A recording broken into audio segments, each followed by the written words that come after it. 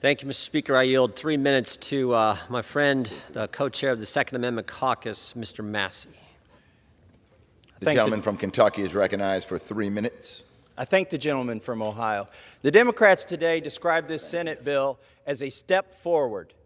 If you're saving lives, it's a step backwards, folks. If you're banning guns, it's a small step forward. Yes, in fact, it is. Almost everybody on the other side of the aisle today has said it doesn't go far enough. What do they mean? Well, it's a red flag law bill, and they want to take all of the guns from some of the people. But it doesn't go far enough for them because it doesn't yet take all of the guns from all of the people. That's their goal. Who has taken a step forward?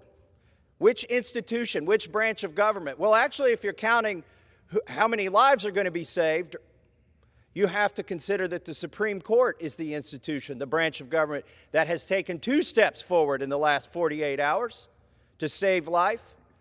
One of those steps was to reaffirm the Heller decision that men and women in this country have the right to defend their own lives.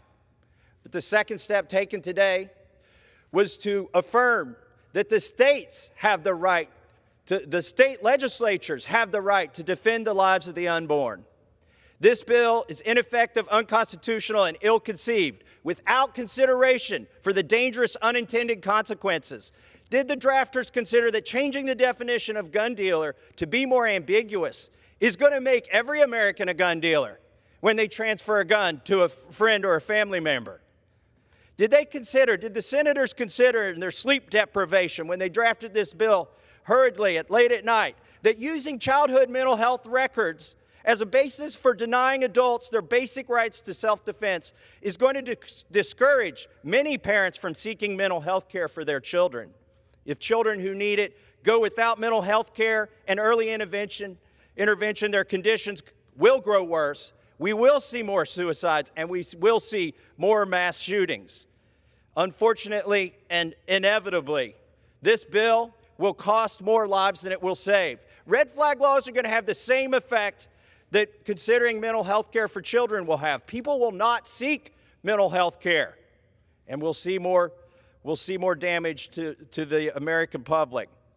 If politicians here were serious, and they're not serious, they're going to come back. They'll be back. You'll be back here 6 months, year. You want another bite at the apple to ban guns because this bill won't do it. This bill won't do what you say. If you were serious, you would acknowledge that 96% of mass public shootings happen in an area where guns are banned.